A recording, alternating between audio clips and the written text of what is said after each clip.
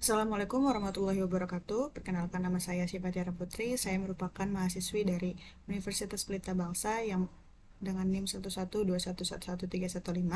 Pada saat ini saya sedang menempuh semester 7 atau semester akhir.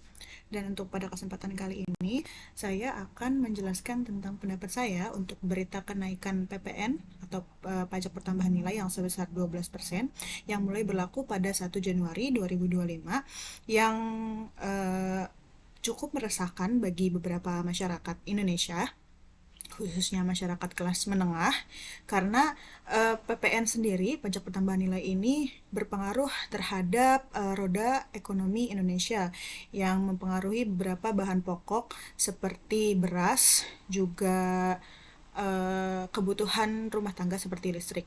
Nah, untuk sebenarnya mengapa PP 12% ini berpengaruh besar terhadap pendapat ekonomi negara atau uh, berpengaruh terhadap negara Indonesia. Simulasi ini dari pabrik menggunakan PPN 12%, kemudian lanjut ke distributor naik PPN persen, kemudian setelah dari distributor lagi besar mendistribusikan pakai barang jasa atau produknya ke warung. Nah, kena PPN 12%.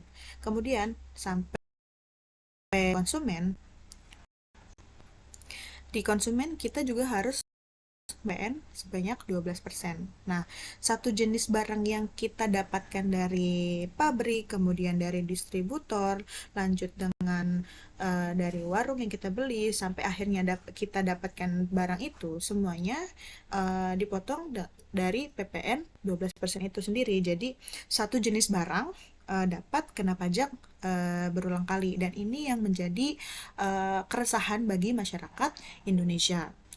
Kemudian simulasi lainnya adalah simulasi sederhananya adalah dari pabrik ke distributor, misalnya harganya Rp5.000, kemudian harga setelah PPN Rp5.000 ditambah 12% sama dengan Rp5.600.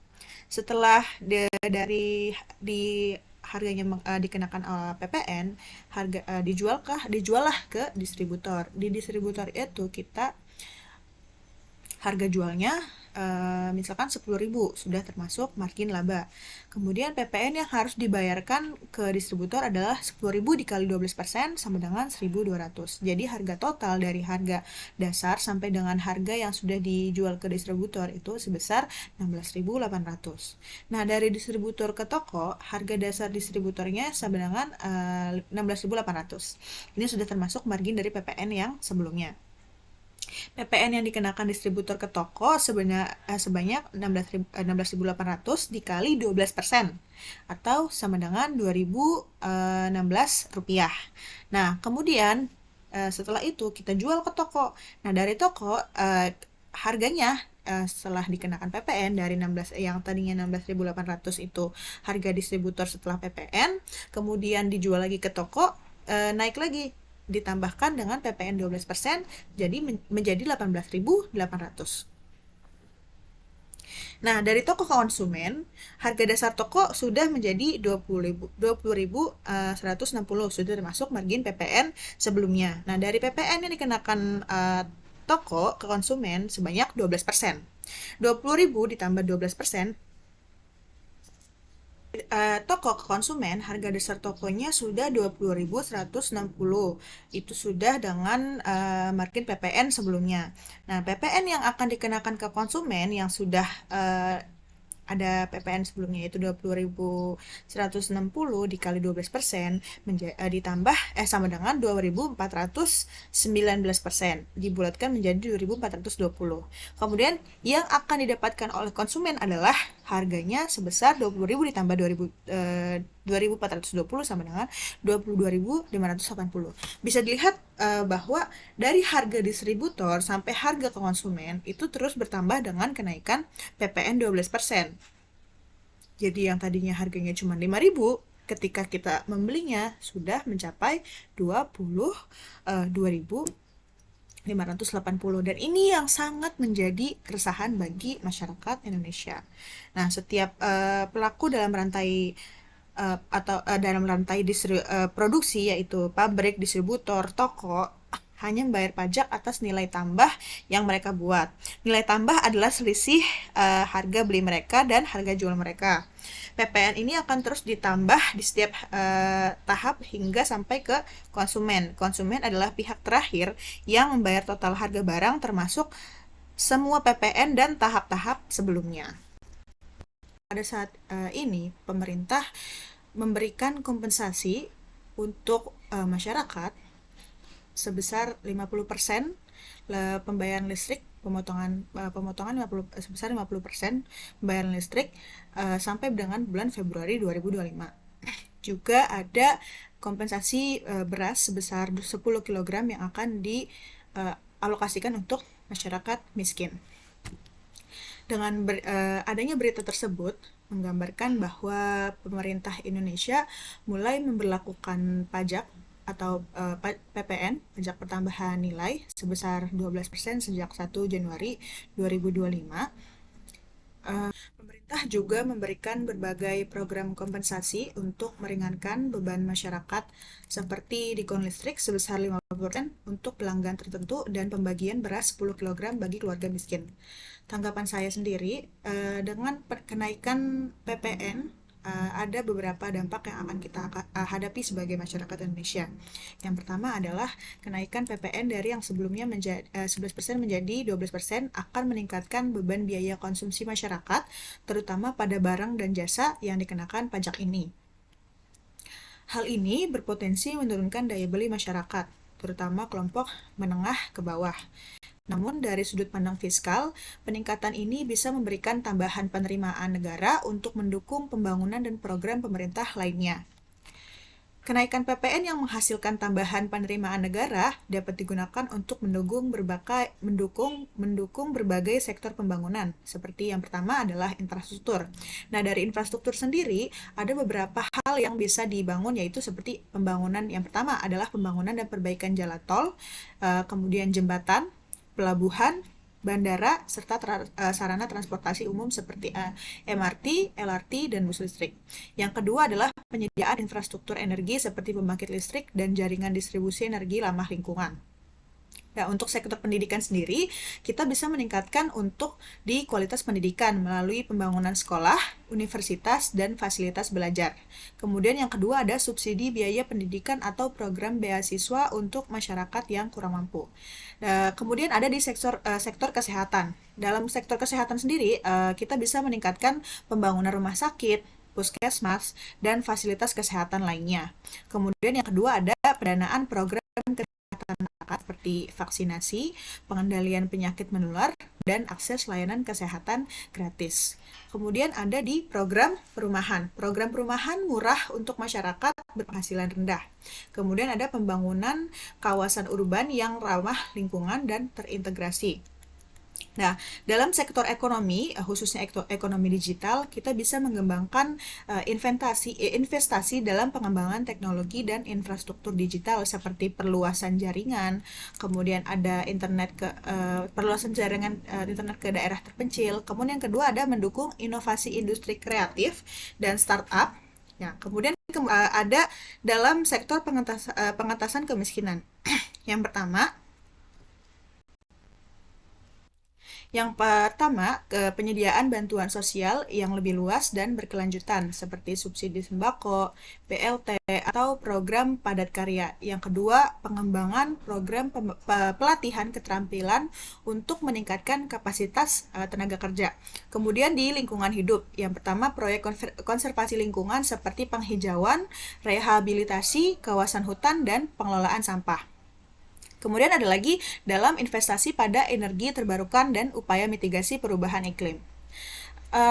Tambahan penerimaan pajak seperti ini memberikan fleksibilitas anggaran bagi pemerintah untuk menjawab berbagai kebutuhan pembangunan nasional, khususnya yang memiliki dampak langsung terhadap kesejahteraan masyarakat. Kemudian ada program kompensasi yang diusung pemerintah dengan adanya kenaikan PPN 12% ini. Yang pertama ada kompensasi untuk diskon listrik sebesar 50% dan pembagian beras. Ini adalah langkah strategis untuk meringankan dampak kenaikan PPN terhadap masyarakat rentan. Hal ini menunjukkan perhatian pemerintah terhadap kelompok miskin dan menengah ke bawah. Untuk pembagian beras 10 kg sendiri, bantuan sosial ini berupa beras bagi keluarga miskin untuk memastikan kebutuhan pokok tetap terpenuhi. Dalam kompensasi ini, sebenarnya yang dipertanyakan adalah efektif atau tidak programnya, ya kan? Program ini keefektifannya tergantung pada beberapa faktor, ya. Kelebihannya adalah yang dampak langsungnya yaitu diskon listrik. Nah, diskon listrik ini bisa langsung mengurangi pengeluaran rutin masyarakat. Kemudian pembagian beras meringankan biaya kebutuhan pokok yang seringkali menjadi beban utama keluarga miskin.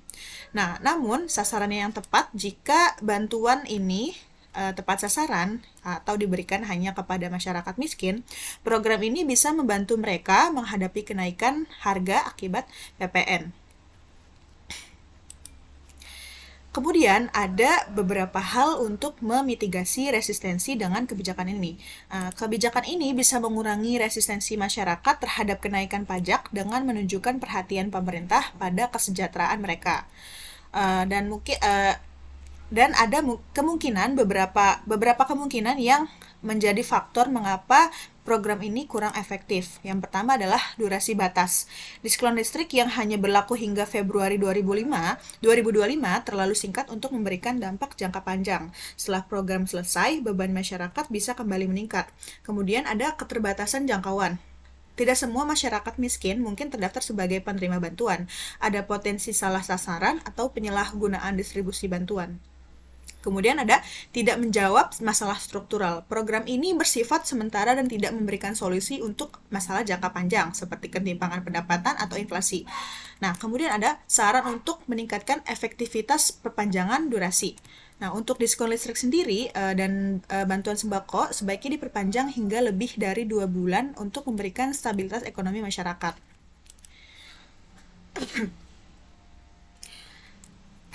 Selain diskon listrik dan pembagian beras, pemerintah bisa menambah program seperti subsidi transportasi atau pelatihan kerja untuk meningkatkan pendapatan keluarga miskin.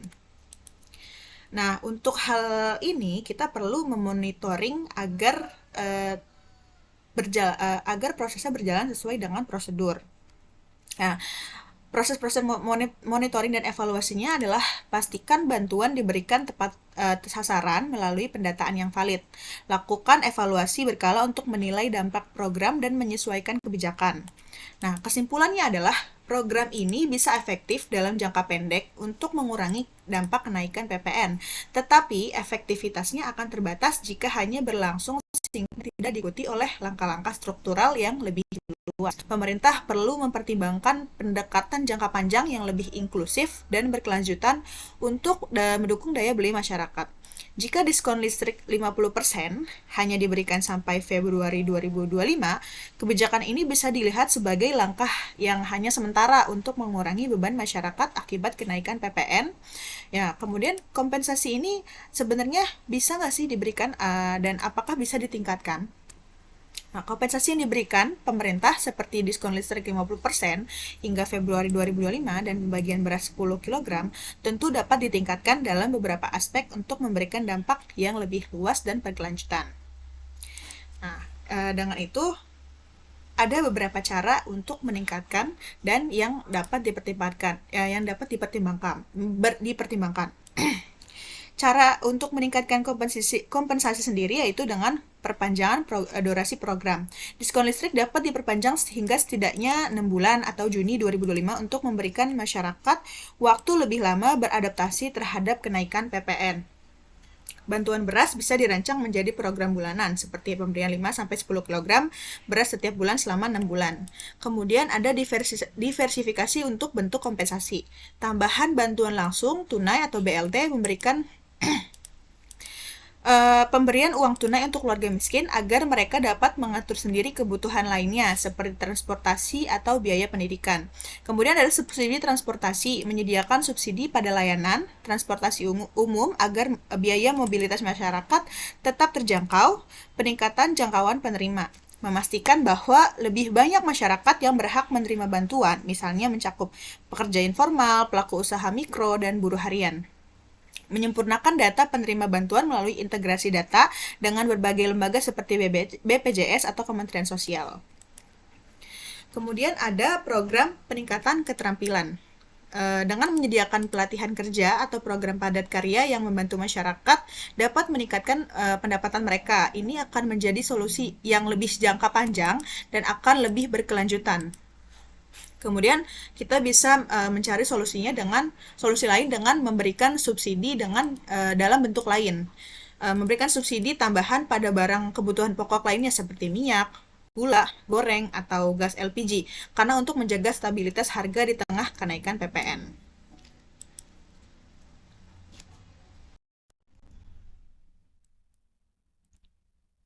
Kemudian banyak pertanyaan-pertanyaan dari masyarakat, sebenarnya kompensasi ini bisa ditingkatkan atau tidak.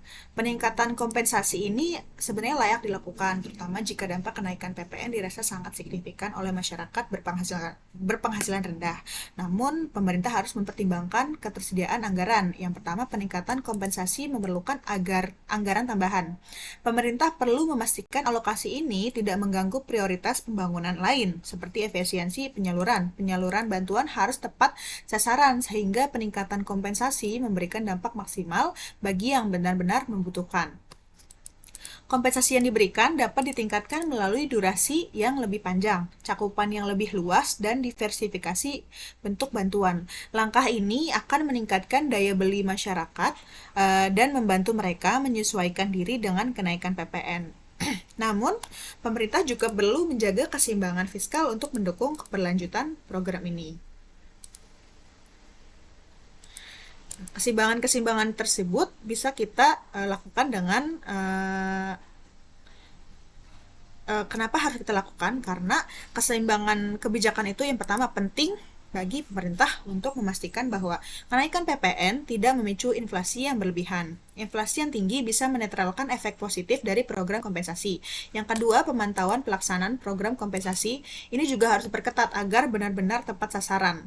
Nah, sosialisasi kebijakannya, pemerintah perlu mengedukasi masyarakat tentang alasan dibalik kenaikan PPN dan manfaat yang diharapkan dari tambahan penerimaan negara ini. Transparansi sangat penting untuk mendapatkan dukungan publik. Kemudian saran untuk mencegah dampak negatif yang meluas, pemerintah bisa mengawasi harga kebutuhan pokok agar tidak melonjak akibat kenaikan PPN. Memperluas cakupan program kompensasi agar lebih banyak kelompok rentan mendapatkan manfaatnya. Melakukan evaluasi berkala terhadap implementasi kebijakan ini dan dampaknya pada masyarakat. Nah, kesimpulannya adalah kenaikan PPN 12% adalah langkah strategis pemerintah untuk meningkatkan pendapatan negara, tetapi harus diimbangi dengan perlindungan terhadap kelompok rentan agar kebijakan ini tidak menimbulkan kesenjangan sosial yang lebih besar.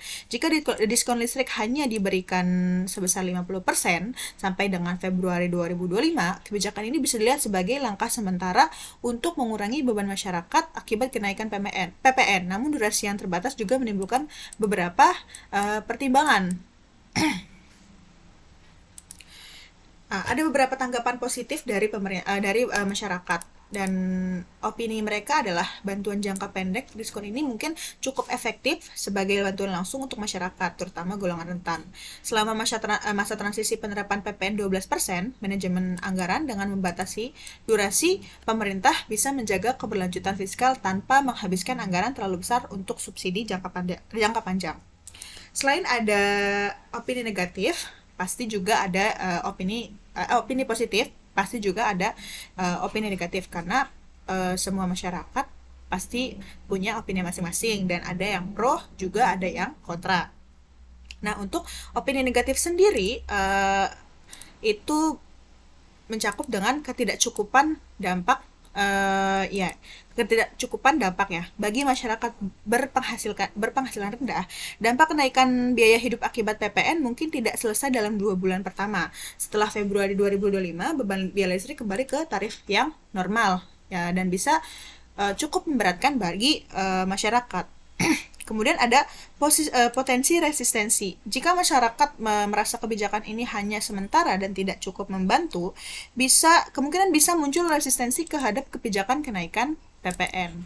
Nah, dengan itu, sebaiknya sebelum diskon berakhir, pemerintah perlu mengevaluasi apakah bantuan ini efektif mengurangi beban masyarakat, dan jika dampaknya masih signifikan, perlu dipertimbangkan perpanjangan atau alternatif program.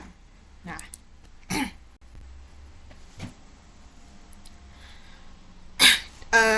kita sudah membicarakan tentang alternatif program ya.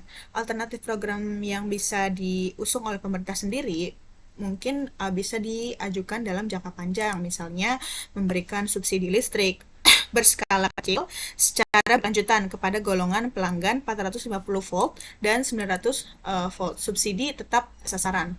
Kemudian komunikasi transparan. Pemerintah perlu menjelaskan kepada masyarakat bahwa diskon ini adalah kebijakan transisi dan memberikan gambaran tentang program lain yang akan membantu masyarakat pasca Februari 2025.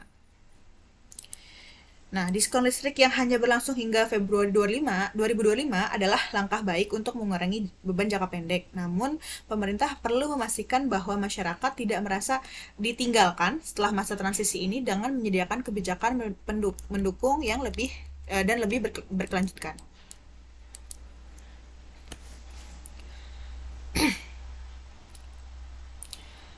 Kemudian sebenarnya dari masyarakat sendiri banyak pertanyaan yang muncul karena PPN 12% ini sendiri, pajak pertambahan nilai ya, yang naik sebesar 12% ini sendiri, yang sebelumnya dari 11%, itu bukan kenaikan yang hanya sebesar 1%.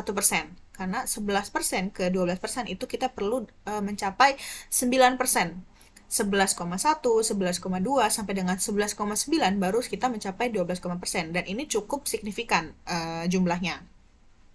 Masyarakat bertanya sebenarnya urgensinya ini apa gitu, karena kan dengan peningkatan biaya ekonomi masyarakat, tetapi pendapatan masyarakat juga belum maksimal dan merata.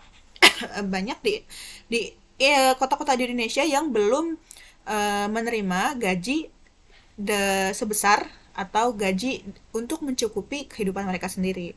Nah, setelah gaji mereka diterima, mereka harus tetap membayar pajak sebesar 12% ini, ya kan. Nah, sebenarnya pertanyaan yang muncul lagi, apakah PPN 12% bisa dibatalkan sebelum disahkan? Nah, secara teori, PPN 12% ini bisa dibatalkan atau ditunda sebelum resmi diberlakukan pada 1 Januari 2025. Tetapi hal ini sangat bergantung pada proses politik, legalitas, dan urgensi yang dirasakan oleh pihak-pihak terkait, terutama pemerintah dan DPR. Nah, saya telah menganalisis sebenarnya bisakah ada pembatalan atau penundaan tersebut. Proses pembatalan atau penundaan melalui revisi UU atau peraturan terkait kenaikan PPN menjadi 12% diatur oleh Undang-Undang Harmonisasi Peraturan Pajak atau UU HPP. Untuk membatalkannya diperlukan revisi terhadap UU tersebut yang harus melalui proses legislasi bersama DPR. Keputusan eksekutif. Pemerintah dapat menunda pelaksananya melalui peraturan pemerintah atau PP atau peraturan presiden atau Perpres, tergantung pada fleksibilitas yang diberikan oleh UU HPP. Penundaan ini biasanya dilakukan jika ada alasan mendesak seperti tekanan ekonomi atau keberatan dari masyarakat itu sendiri. Kemudian ada pengajuan judicial review. Jika ada pihak yang merasa kebijakan ini melanggar prinsip keadilan atau merugikan masyarakat tertentu, kebijakan tersebut bisa diuji di Mahkamah Konstitusi atau MK. Namun proses ini memakan waktu yang hasilnya tidak selalu membatalkan kebijakan. Kemudian ada mungkin faktor yang dapat mempengaruhi pembatalan. Yang pertama adalah tekanan publik. Jika ada protes atau penolakan dari masyarakat atau yang kita kenal selama ini sebagai demo ya, pelaku usaha atau organisasi tertentu, pemerintah mungkin mempertimbangkan untuk menghindari gejolak sosial atau politik. Kemudian di situasi ekonomi, jika kondisi ekonomi di akhir 2024 hingga awal 2025 menunjukkan tekanan berat seperti inflasi tinggi atau daya beli masyarakat yang menurun drastis, pemerintah bisa menunda kenaikan PPN demi menjaga stabilitas ekonomi. Kemudian keseimbangan anggaran. Pemerintah harus menilai apakah pembatalan PPN 12% akan berdampak signifikan terhadap penerimaan jika alternatif sumber pendapatan negara tersedia. Pembatalan mungkin lebih mudah dilakukan. Dan apakah pembatalan atau penundaan ini ideal? Ini juga terdapat banyak opini pro dan kontra. Opini pro-nya itu sendiri meringankan beban masyarakat, terutama kelompok menengah ke bawah, yang paling terdampak oleh kenaikan harga barang dan jasa, mengurangi risiko inflasi yang bisa memperburuk kondisi, memberikan waktu lebih bagi pemerintah untuk mengedukasi masyarakat tentang manfaat kenaikan PPN. Juga ada opini kontra dari pemerintah, dari masyarakat.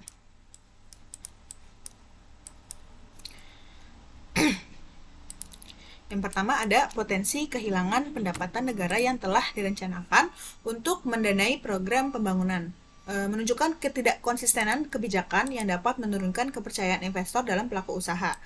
Kesimpulannya adalah secara legal, pembatalan atau penundaan kenaikan PPN menjadi 12% masih memungkinkan sebelum diberlakukan. Namun, keputusan tersebut memerlukan pertimbangan matang antara kepentingan fiskal negara dan kondisi sosial ekonomi masyarakat. Jika pembatalan dirasa lebih menguntungkan secara politis dan ekonomis, pemerintah mungkin memiliki opsi tersebut. Namun sebaliknya, jika kenaikan dianggap sangat mendesak, pemerintah cenderung mempertahankannya dengan menyiapkan langkah mitigasi seperti program kompensasi.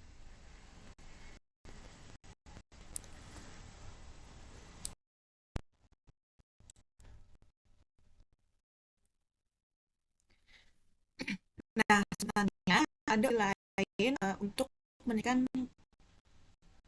roda ekonomi atau peningkatan pendapatan masyarakat Indonesia selain dengan menaikkan pajak atau pajak tambahan lain. Juga bisa ditingkatkan melalui pajak barang mewah. Nah, yang pertanyaan yang muncul adalah sebenarnya kenaikan untuk pajak barang mewah ini sebenarnya efektif atau tidak?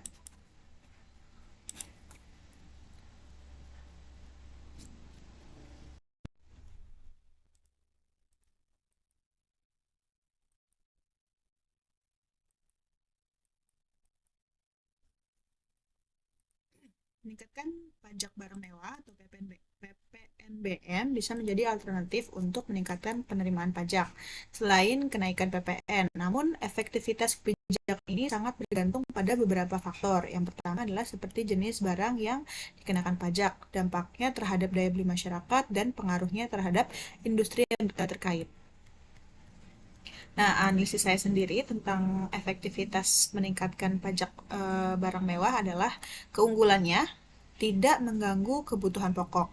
Pajak barang mewah tidak mempengaruhi barang-barang yang menjadi kebutuhan dasar masyarakat seperti sembako, obat-obatan, atau pendidikan. Karena itu, dampaknya terhadap daya beli masyarakat lebih terbatas pada kelompok yang mampu membeli barang mewah. Targetnya harus tepat. Pajak ini dapat dikendalikan pada barang-barang yang hanya dibeli oleh golongan kelas menengah ke atas seperti mobil mewah, barang elektronik canggih, perhiasan, atau pakaian desainer. Hal ini memungkinkan negara untuk mendapatkan pendapatan dari orang yang lebih mampu tanpa memberatkan kelompok miskin. Pendapatan negara. Pengenaan pajak barang mewah dapat menjadi sumber pendapatan yang signifikan untuk negara, terutama pada sektor barang yang harganya sangat tinggi dan konsumsinya terbatas pada kelompok tertentu. Contohnya pajak kendaraan mewah, properti mewah, atau barang koleksi seni yang dapat memberikan kontribusi besar terhadap penerimaan negara. Kemudian pengurangan ketimpangan sosial. Dengan mengenakan pajak pada barang mewah, pemerintah dapat mengurangi ketimpangan sosial karena pajak ini lebih banyak dikenakan pada golongan yang memiliki pendapatan tinggi. Hal ini dapat digunakan untuk membiayai program sosial atau subsidi bagi masyarakat miskin.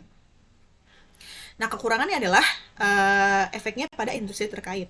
Peningkatan pajak pada barang mewah dapat mempengaruhi industri-industri terkait seperti otomotif, real estate, dan fashion mewah. Meningkatnya harga barang bisa menurunkan permintaan yang dapat berdampak pada penurunan produksi dan pengurangan lapangan pekerjaan di sektor-sektor tersebut. Nah, namun jika permintaan terhadap barang mewah tidak terlalu elastis, artinya konsumen kaya tetap membeli meskipun harga naik, maka pengenaan pajak ini tidak akan terlalu efektif dalam mengurangi konsumsi. Sebaliknya, konsumen kaya mungkin akan mencari barang impor atau cara-cara lain untuk menghindari pajak, misalnya menghindari pajak lewat jalur ilegal atau impor dari luar negeri. Nah, selain itu, kita dapat melihat dampaknya terhadap ekonomi makro. Pengenaan pajak tinggi pada barang mewah juga bisa mempengaruhi konsumsi barang lain yang diproduksi oleh sektor terkait. Misalnya pengurangan permintaan mobil mewah bisa berdampak pada industri suku cadang, perawatan kendaraan, dan sektor lainnya. Tantangan penegakan pajak, pengawasan dan penegakan pajak barang mewah cenderung lebih sulit dibandingkan dengan pajak barang dan jasa lainnya, terutama karena sebagian besar konsumen barang mewah seringkali menggunakan jalur perantara atau membeli barang melalui saluran yang sulit diawasi. Nah, apakah pajak barang mewah ini efektif? Pajak barang mewah bisa sangat efektif dalam meningkatkan penerimaan negara jika diterapkan dengan bijak. Namun keberhasilannya tergantung pada beberapa hal. Yang pertama, penyesuaian dengan kemampuan ekonomi masyarakat. Jika pajak terlalu tinggi, bisa saja justru dengan permintaan ekonomi tertentu. Pengawasan dan penegakan yang tepat. Untuk menghindari penghindaran pajak, pemerintah perlu memiliki mekanisme yang kuat untuk memastikan pajak ini diterapkan dengan efektif. Diversifikasi penggunaan pendapatan pajak.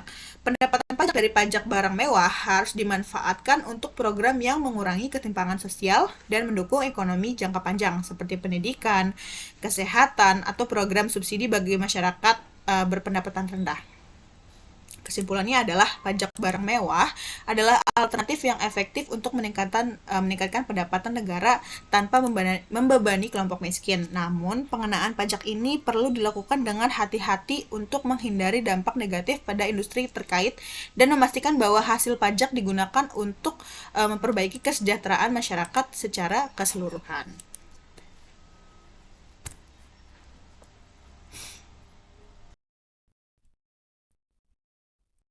Kesimpulannya adalah kenaikan PPN menjadi 12% merupakan kebijakan strategis pemerintah untuk meningkatkan pendapatan negara yang akan digunakan dalam pembangunan sektor-sektor penting seperti infrastruktur, pendidikan, dan kesehatan. Kebijakan ini diharapkan mampu mendukung pertumbuhan ekonomi secara berkelanjutan, namun dampak langsungnya terhadap daya beli masyarakat, terutama kelompok rentan, tidak dapat diabaikan. Sebagai respon terhadap potensi tekanan ekonomi yang dirasakan masyarakat, pemerintah meluncurkan beberapa program kompensasi, salah satunya adalah diskon listrik 50% dan pembagian beras sebanyak 10 kg untuk keluarga miskin. Program ini menjadi langkah mitigasi yang signifikan meskipun durasi dan cakupannya masih terbatas. Oleh karena itu, efektivitas perlu ditingkatkan melalui perpanjangan waktu pelaksanaan dan perluasan sasaran penerima manfaat. Selain itu, pengawasan distribusi harus dilakukan secara ketat untuk memastikan bantuan benar-benar sampai kepada mereka yang membutuhkan. Sosialisasi mengenai manfaat ini penting masyarakat memahami tujuan kenaikan PPN dan bagaimana dana tersebut digunakan untuk pembangunan lebih jauh lagi. Pemerintah perlu melengkapi program kompensasi dengan solusi jangka panjang seperti pelatihan keterampilan kerja dan program padat karya untuk membantu masyarakat menghadapi dampak ekonomi yang lebih luas. Dengan pendekatan yang seimbang di mana peningkatan pendapatan negara berjalan beriringan dengan perlindungan sosial yang memadai, kebijakan ini berpotensi memberikan manfaat jangka panjang memberikan tekanan berlebih pada masyarakat. Jika dilaksanakan dengan baik, langkah ini akan menjadi fondasi bagi pertumbuhan ekonomi yang inklusif dan berkelanjutan. Sekian dari saya untuk opini saya tentang berita kenaikan PPN, pajak pertambahan nilai sebesar 12% yang berlaku mulai 1 Januari 2025. Kurang lebihnya mohon maaf. Wassalamualaikum warahmatullahi wabarakatuh.